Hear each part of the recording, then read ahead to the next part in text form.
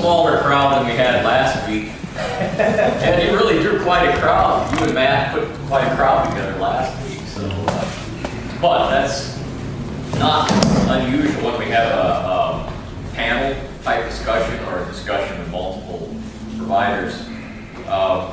Just so you know, this is a pretty normal audience for us, about anywhere from 20 to 35 people.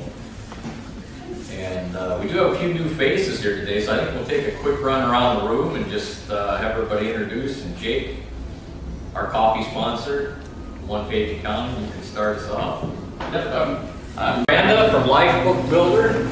We're here to hear her story. You're going to videotape it for us. I don't know if anybody knows how to get that posted on our YouTube channel, because Brian used to do that for us. Yeah. Maybe we'll figure it out. So I'll give you one of my cards so you can reach out to me. Maybe we'll get that posted on our 1 Million Cups YouTube channel. Good, thank you. Thanks for coming. Well, thank you everybody for coming. I appreciate it. I'm excited to be here today. Lifebook Builder LLC is our organization name. The team is myself, and you heard Quinn introduce himself, but I've also actually partnered with the App Factory from UW Parkside to help create the product.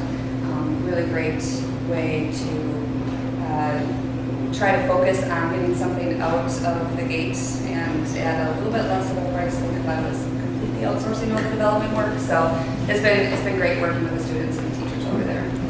So I'm going to run through our story. You heard my husband introduce himself in the back of the room. We've been together for about 16 years now, married almost 13. We have a 9-year-old biological son. This picture was from back in 2012, which would make him 5, I think, at the time.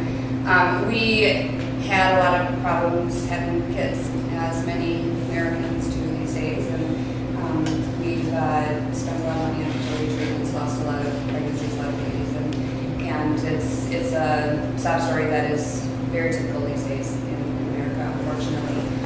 So we decided to figure out how we were going to adopt. We wanted to add to our family. We wanted to make sure that Lucas was not an only child.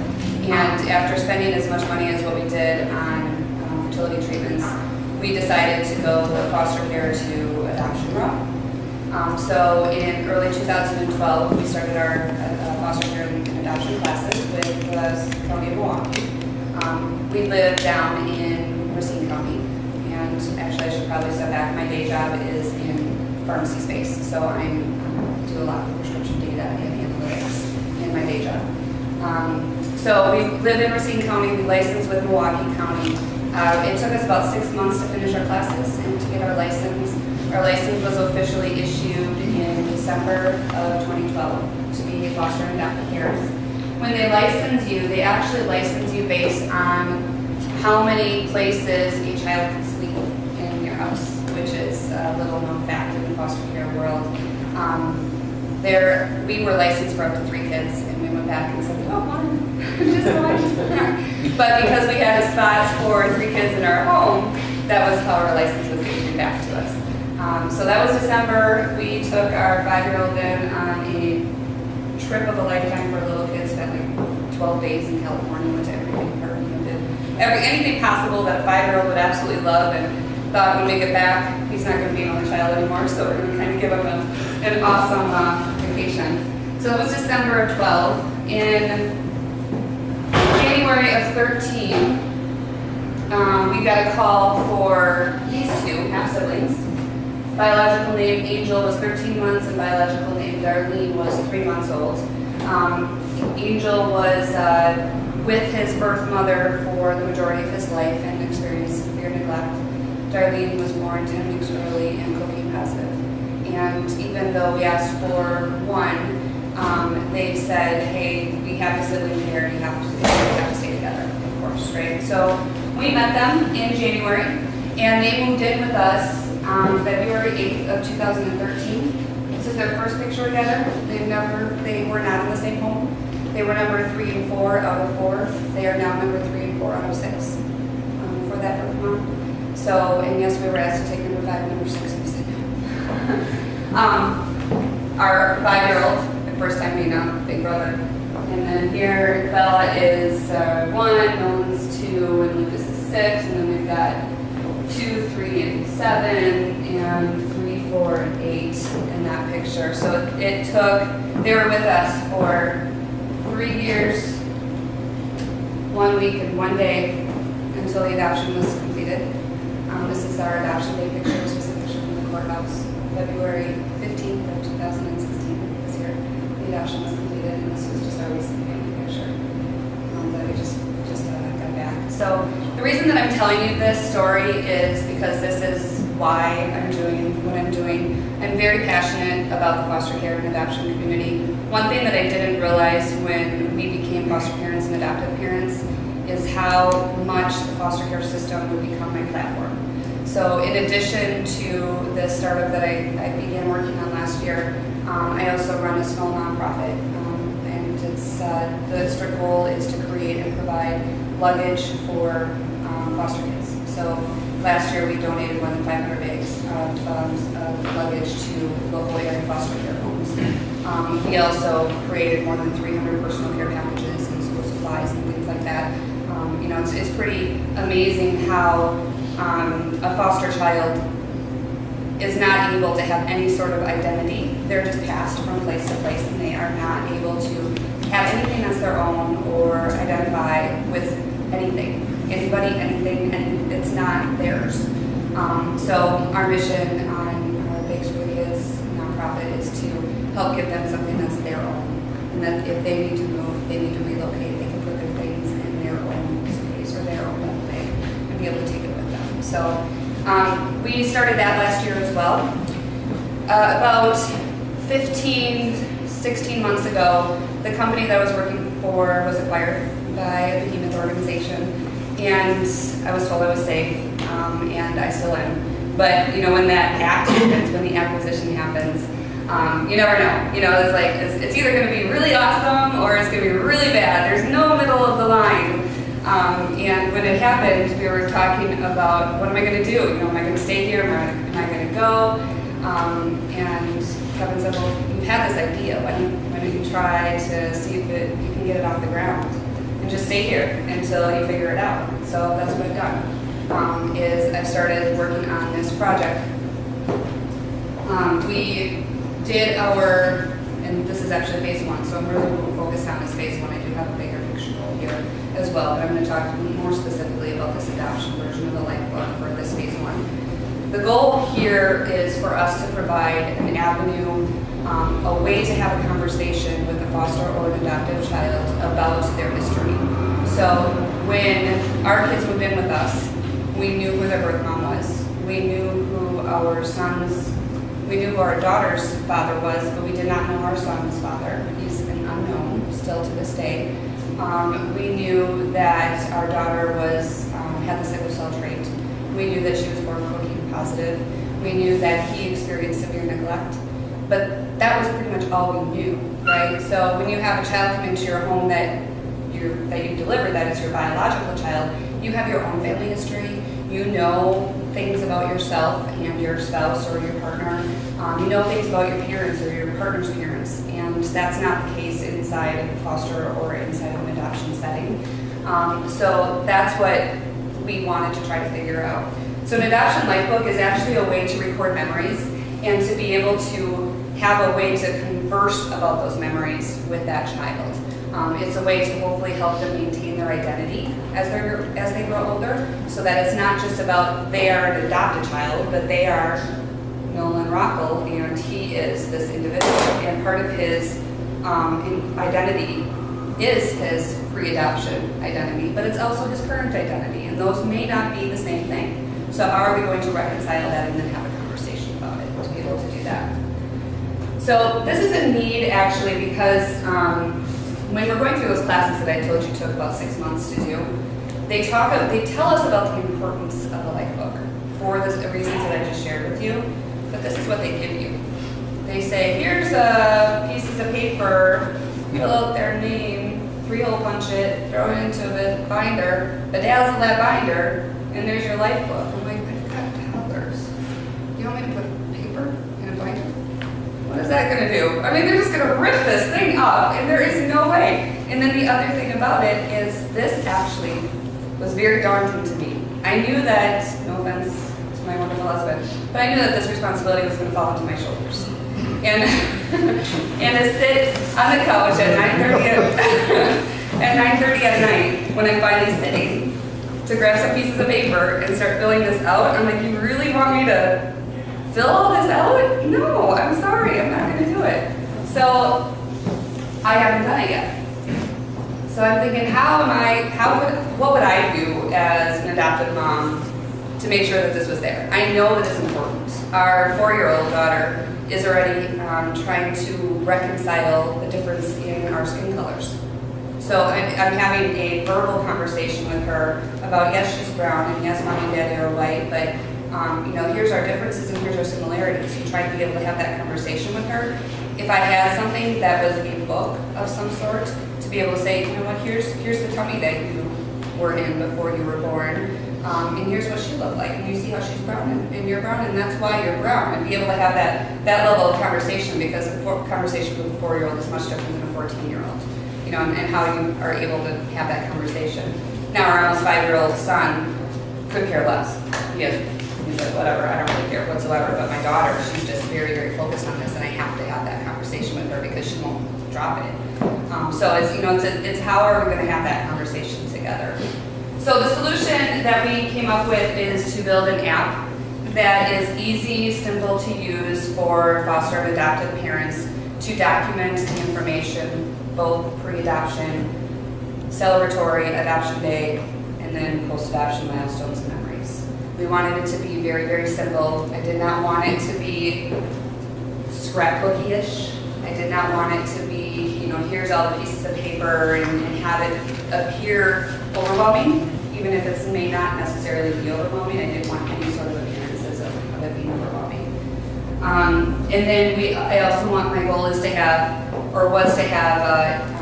ongoing milestone and memory capture inside of it as well. So it's not just, here's the factual part of my pre-adoption, this is my birth family information and any sort of things that you know about me pre-adoption, and then here's a celebratory adoption date, and then nothing after that. We wanted it to be, kind of this story, this flow of this child, this life book, how we're going to help them with their own life identity.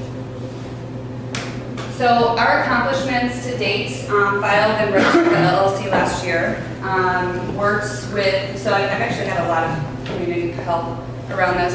Parkside has in their SBDC department there helping me with my first draft of the business plan. I went kind of probably crazy and purchased well more than 20 domain names. Wanted to make sure that nothing out there was going to possibly be used, because do you know that Lifebook is a laptop? And I could not buy www.lifebook.com. I'm like, what? What am I going to do? I filed a trademark application, so Lifebook by Plumleaf, which is also an interesting story.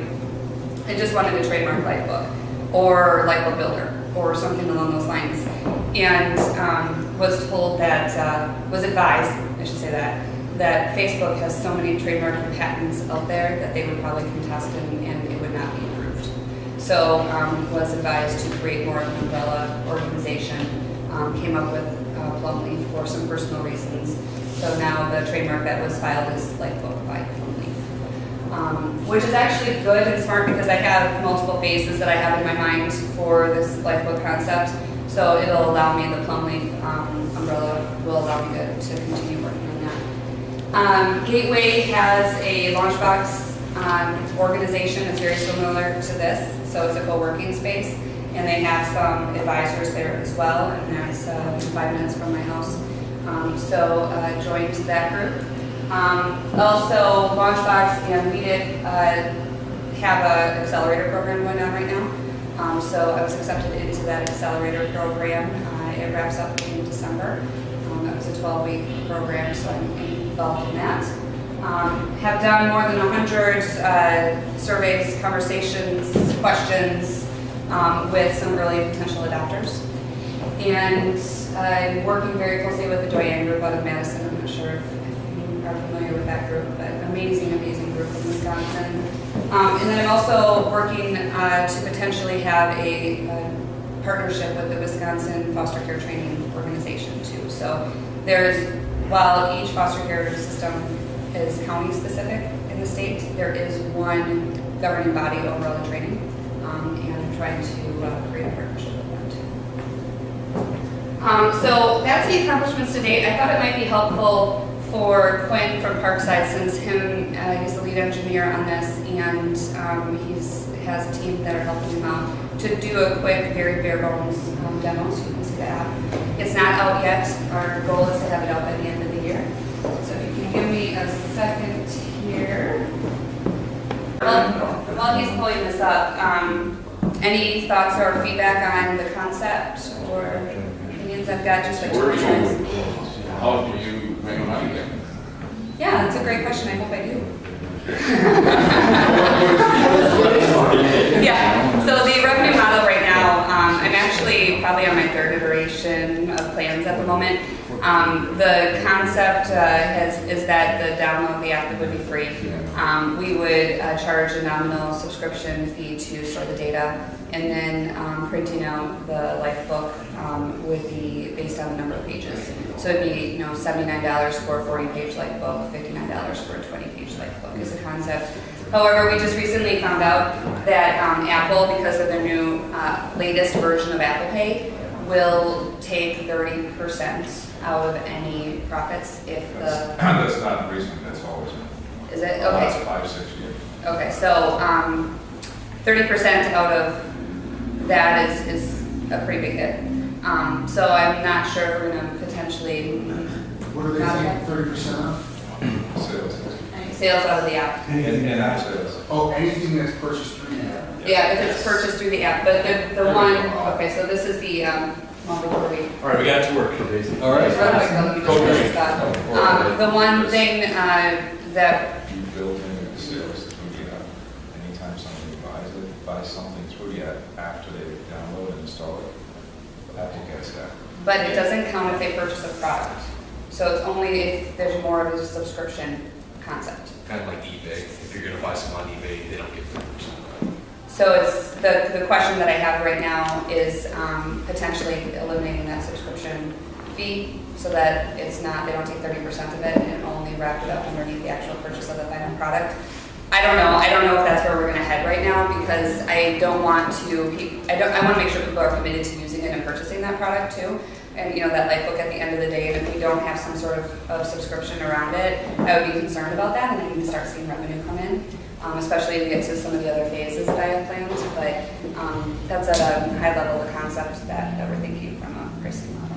Is the final Lifebook, once it's printed, is that a hard copy thing? Or hardcover? Yep, it's a hardcover, think of like a photo book type thing, except all of the pages will be populated based off of the information that's inputted into the app. And you can kind of see this. So this is the Liquid. You can go ahead. Yeah, go ahead. I just did want to say one note on that. They did tweak it a little bit. Recently, there was a big thing with Spotify. They had to charge $3 more a month to compensate for it, where it used to be a little different, but they changed the terms. So even though in-app purchases were 30%, they kind of broadened the scope, so it made it a little bit more complicated.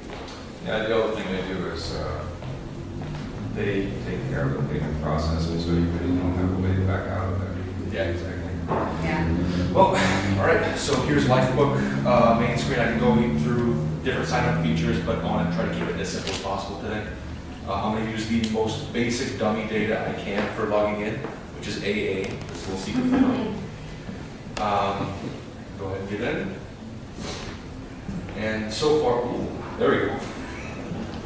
So far, this is what the Lifebook's looking like now. The idea is that we want it to literally look like a book when you're actually navigating through it.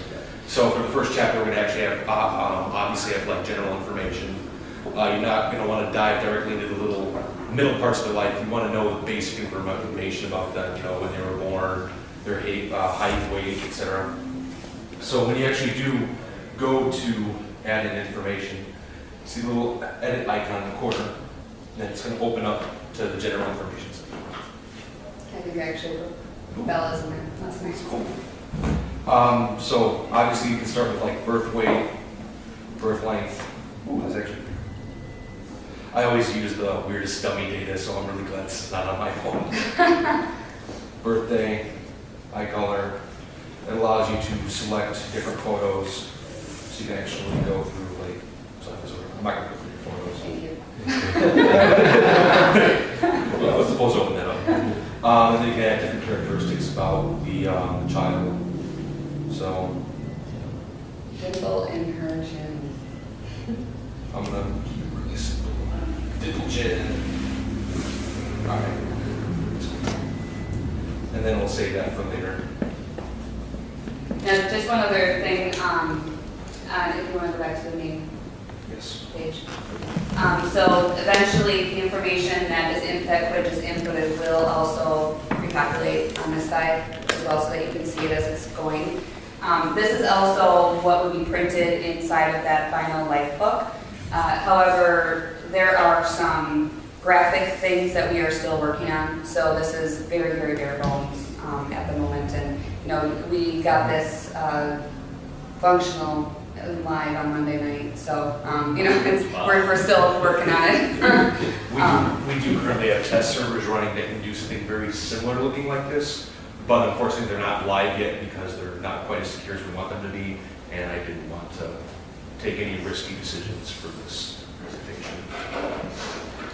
So, but it is coming along very nicely. And also from the main screen, just to have an ease of access, ease of exploration.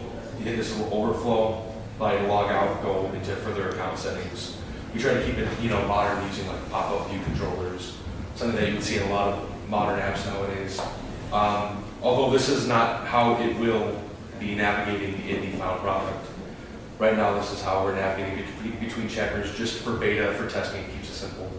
So on the chapter concept real quick, the concept is that this is a life book, so I thought to incorporate chapters around it. It also helps to break up that sense of overwhelmedness that someone may have when they're putting this information in. So chapter 1 is going to be very basic information, and chapter 2 is going to be information, and you know, hey, I'm going to tackle chapter 1 today, and that's all I'm going to tackle, and tomorrow I'm going to do a different chapter, so that we can move through it and not have it be so overwhelming to the user. The other part of it is that for future phases that I have planned, we will very likely be able to say, is this an adoption situation? Is this a biological situation? And then be able to tailor the chapters. So this chapter is only for an adoptive situation, and this chapter is for a biological situation.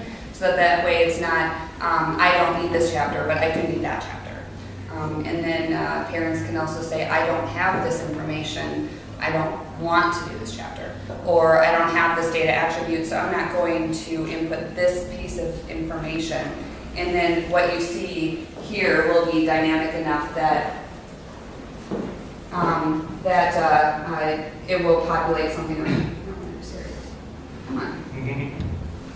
I'm not sure I understand. I don't either. Siri, we don't need you right now, thank you. It will be dynamic enough so that, you know, if they don't have a birth weight, then it's just not going to populate into whatsoever. So it's not going to look empty. It'll just not be there. We'll give it a very tailored look. This is your life book, not ours. Can you publish this? Yes, this is going to be printed in like a photo book type of scenario. So this page right here is a good example of what would be printed inside of the photo book, which we're calling Lifebook. And you just use one of the third-party services? We are actually. We're working with a company, Pichu, out of what? Amsterdam. Yeah, they're out of Amsterdam, but They print themselves? well, we are considering having a PDF download option. But my goal is from a pricing model question as well. My goal is actually that I can have a subscription and encourage a new printout every year. So if I have a customer that is updating, and then I can encourage, push notifications, so I can encourage them to add, you know, end of school year, did you get that last day of school pick? Or, you know, it's soccer season, don't forget to get a video of them playing soccer. You know, I can push notifications and ask them to add and input information in here. I can send them a new life book each year. So it's an automatic process. So you're kind of creating, you also have a quote-unquote database of milestones that you push to Yep. prompt people to do it, but also as they're proactively entering, if they're using a phone or a laptop or desktop, you're suggesting, Yeah. right? Well, and we These can- are milestones. Yes, Exactly, and we can also use the data that they input to identify certain things. So their birthday. Well, I'm gonna send them a push notification the week of their birthday to say, hey, happy birthday! Don't forget to get that picture and put it into the app. Or, you know, if one of their favorite things is soccer or baseball or whatever it may be, or dancing, we can identify that through the data and be able to push out a notification and ask them to set updates out. So, yeah, absolutely. All right, sorry. In practice, are chapters going to be more likely, subjects or events or calendar years or? No, it'll probably be more like topics. We have a chapter for milestones. So you may want to track my kids' pre-adopted milestones versus post-adopted milestones. And a milestone could be, hey, they rolled over, or a milestone could be, they just graduated kindergarten. However, I am as a parent in just defining milestones. It will be, there is going to be a chapter on friends, on schools. Kids go to a lot of schools, they have a lot of friends, so I'm, able to help them track and document all of that and print that out and keep memory of it too. Yeah. Why just adopt it? I mean, this is what you got here. Yeah, so great question. That's why every slide that you'll see says phase 1. I have 4 phases in my head at the moment. Phase 1 is the adoptive setting, and in all honesty, it's because of my need. I knew that I needed to produce this for my kids, so that's why we're focused on this. That's a requirement in the adoptive world to have something like this. It's not a requirement, it's a strong guidance. And adoptive parents are actually taught when they're getting their license. Many states require adoptive parents to take classes in order to get the license. And this is part of the classes that we took, that they taught us the importance of a life book. But they didn't really give us a tool or a way to do it. So it was, hey, they're hammering into you. You got to make sure that these kids understand their identity and that they know where they came from, and that someday they're going to come to you and ask you questions about where they came from. And if you don't have this documented, it's going to be a bad day. But they don't give you anything to do it. So this was this phase 1 is honestly a pure need for me as a parent. So as a matter of community and kind of this forum, Yeah. you're creating some panic in me. Yeah. Which is probably phase 2, 3, or 4. Yeah. Which is, hey, I just had my 3rd child. Yeah. I noticed that you took a lot more pictures for Yeah. number 1 than number 2. Yeah. You're right. Yeah. I've created picture books. Right. For my wife for anniversary, for grandparents. But I'm panicking because I'm not capturing this stuff. Right. My wife is not doing it. We've got Yep. tons of pictures that are on the phone that might be an iCloud that could pull into this. Yes. So I think that's great. And then my follow-up question to it is, will you talk a little bit about the fractured competitive market that this plays in? Yeah, absolutely. So just a comment on your first comment, actually. Our 9-year-old, I think I filled out the first 4 pages of his baby book and then just kind of set it aside. I mean, that's all I have. And I did the same thing. I printed out a couple photo books, but I think I stopped by the time he was 2. I just didn't do it because it wasn't easy. You go and then that kind of leads into the competitive space. You go into Shutterfly and you create these photo books and it takes you 3 or 4 hours. It's not like you can just go in and lay everything out and print and you're done. It takes a long time to go through and do all of that. I don't have 3 or 4 hours to go doing all that. But for me personally, how do you do it all? That was a question I got. I have 30 minutes at 9:30 at night when I'm sitting on the couch and we're watching the news to go through and input a couple things or add a photo in there and record that memory and maintain it that way. So that's probably the biggest competitive thing. I think we do have some competitors. However, I do believe that we don't have any direct competitors. We have some indirect competitors. Shutterfly would be an indirect, in my opinion. It's a photo book. It's not a true life book. We're not documenting information. We're printing out pictures. There is an app that was created out of Slovenia. It's called Toadie's Adoption Book. It's very poorly translated to English. You can download it, but it's not widely known in the United States, and it only focuses on the first 1,000 days once that child is brought into you, and it doesn't take into consideration the foster care situation either. The bear that's got still Yeah, animated that there is is something. really creepy. So I think not having that really creepy bear is pretty strong. It is kind of creepy. And then there's scrapbooks can be considered a competitor. You know, the parents that love scrapbooking, I am not one of them, but there are parents that just love it, and that would be a competitor. And then, you know, in all honesty, the actual pieces of paper is a competitor too. So everybody's going to have their own way of wanting to do this and to document it. I just believe that, you know, for the moms that are so busy these days, that having an easy, simple, fill-in-the-blank way to get it done is going to make it more actionable and make it happen. Did that answer your question? Mm-hmm. And I also, did you mention advertising revenue? Are you going to look towards? Yes, we are. We have a spot on the bottom of the app, which may not see in landscape, right? Actually, I think I took it out, this Okay. version. Okay. The box there is just the alpha was set like to be transparent, so it's there at home. So, But we do have a plan to have some advertising on the bottom of the app. We've got about 2 more minutes left. Okay. One of the things that we always want to ask, and I'm Yeah. sure people can ask more questions, is how can the community help you? Or what are you looking for as far as assistance Yeah. that we may be able to help? Okay, that's great. I do have that slide. And I'm sorry, was there another question I pulled this up?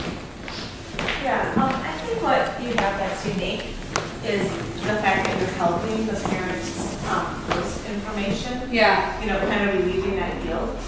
And the parents that don't necessarily know each other or talk, you know, they can all communicate and Yep. share. But you might be able to get some sponsors.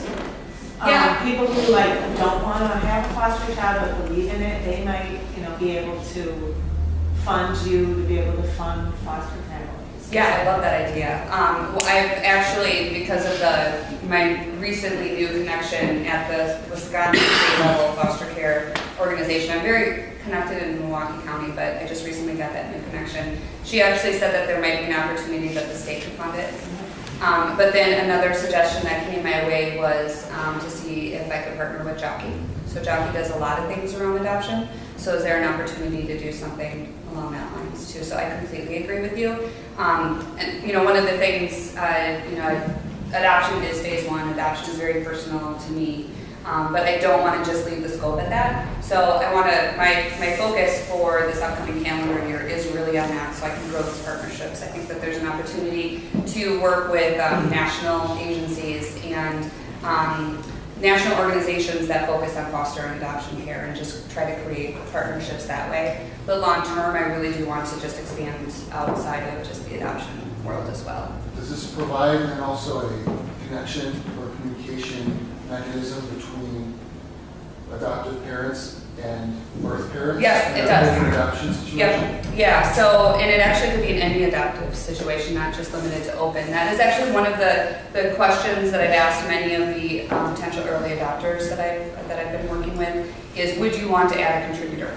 And also, not only beyond a contributor, but would you potentially need to pass this off to someone else? So, you know, in the foster care world, kids, our situation is not necessarily the norm, right? So kids can bounce from home to home to home. So are we potentially having one foster family fill in as much information as they can, or document milestones when they're there, and then they have to transfer it to someone else? So that's something that we're going to be talking about as well. But having contributors and having people allowed to be invited to certain chapters. You know, so for birth family, I don't know if I want them contributing to other chapters. You know. So you're referring to foster kids that just stay in the system and go from family to family, with the county, with the authority overlooking that. Is there then a responsibility for the lifebook to transfer from foster parent to foster parent if they choose? Yeah, I think it would depend on if they fund it. So if it's something that's self-funded by the foster parents, then I don't think the county would have any authority to mandate that. But if I'm able to actually enter into a partnership and have the state fund it, then I would think you're right. But even in our kids' situation, they were in 2 homes before they were with us. So even though they were short-term, they were still in 2 different homes. So, you know, how is that potentially, you know, included inside of this scope too? So I think for questions, I really, and you guys have started sharing this already, but what do you like about it? What would you suggest? What would you do differently? Another question that I have is, I'm actually having a really hard time figuring out what category this is in. It's not a photo book, it's not a technology company, and maybe it is. I think I'm just trying to figure out where do I sit in the market? And then I think education is key. You know, you heard my story, you hopefully understand why this is important, and not just for adoptive kids, but for biological kids as well. But how would you suggest that I do more education around this? So those were the 3 questions that I was trying to come up with. I think your culture is really like adoption. Mhm. I don't think you should stray from that because that makes you really unique, especially, and that really like tugs at people's hearts. So I think you should, maybe that should be a category like foster, or just foster kids. Okay. Eventually, it goes to the kid's mental health, well-being. So even though you as a parent may start it, I think you said eventually you should create an opportunity for that kid to help it Mm-hmm. and continue building their identity Mm-hmm. and to be able to look back where I came from Yep. and not lose that, because a lot of kids are like, what happened in my past? Right. I have no sense of, we all forget, we kind of think back beyond maybe 6 years, right? We remember what we remember from 6 years Yeah. on, but before that we don't know. Yeah. But foster kids and other categories have additional problems with that, challenges. Good. Thank you. I appreciate that. I agree. Yeah. Aren't there a lot of magazines in the business? There's a handful. I don't know if I would say a lot, but there's a handful. I think I personally subscribe to 2 or 3 of them, and they're mostly. Well, they would be good candidates to partner with. Yeah, it's a really great point. You're right. Absolutely. Yeah.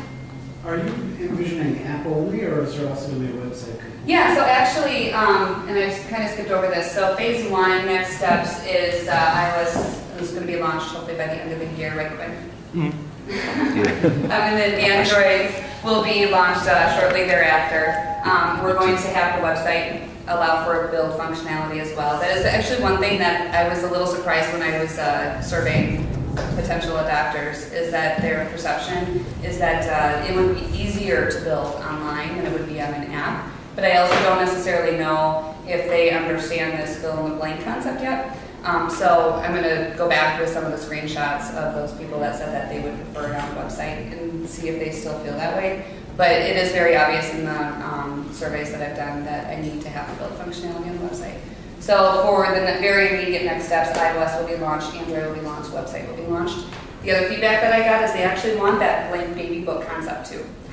So we will very likely print out those pages inside of the blank book and allow for that to be sold.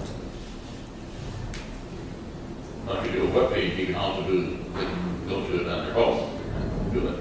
Yeah, so we actually have our You don't need an app per se. per se, you're right. My thought on the app is probably more of a personal preference than anything. I would prefer to go on an app than on a website on my device.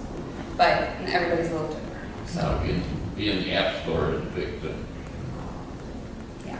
I think the app version provides utility Yeah, and the ability, not only preference, but to be able to quickly record things right, in a moment. Yeah. Even if you have to then go and have that 30 minutes before we're brain dead here right, today, yep, to kind of clean it up. right, Which I think with the milestones and things like that, a lot of drop down, yep. right? Or, you type in the first few words and something that's already kind of queued up. Yeah, and we've talked about that as well. So we do have some drop down, some easy fill in the blank type of scenarios. And the other thing that we will be working on too, in addition to just photos, adding in video and audio clips in there too. So that if your child says something funny and you hit record real quick, you can do that. But then that will only work on the website, not in a printable book, obviously. So it will be viewable online as well and viewable in the app as well. One piece of feedback. Yeah, please. And it's really positive feedback, but constructive, I think. please, the beginning of your presentation where you share your story, I think that's so important for us. Thank you. And it's such a good story. Thank you. And you should not veer away from going deeper and more emotional at the beginning about some of the things you were feeling personally, about some of the overwhelming pieces of the whole process. Okay. Because, But I don't want to cry in the front of the room. I mean, I gotta be careful on that. well, if something like that can trigger that kind of emotion, Yeah, you have to use that to your benefit, right? And as a parent of 3, I have friends that have adopted, I have friends that have lost children. That's a real issue that touches all of us. And I think that in the beginning, you suck your audience in. The more touchy it goes. So don't shy away from that. Okay, I appreciate that. Thank you.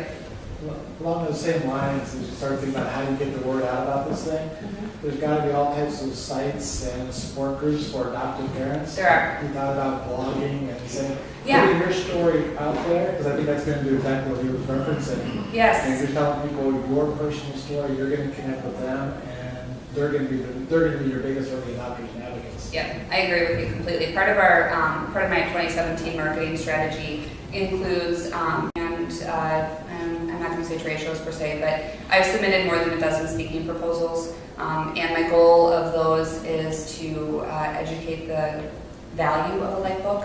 My story will be part of that, but I really want to make sure that the adoption community really truly understands that value and what a life book delivers. And then obviously the end goal is that they see the value and that they're like, oh, that's an easy way of doing it, right? But I want to make sure that that presentation is in that educational type of setting. And then inside of another marketing plan I have is to invite bloggers to my website, but also to see if I can be a guest blogger on their website too. So I have a list of websites already accrued and we'll be reaching out to, but got to get that ad out there first. All right, well, thank you. Thank you. And Lifebook team. Thank you very much.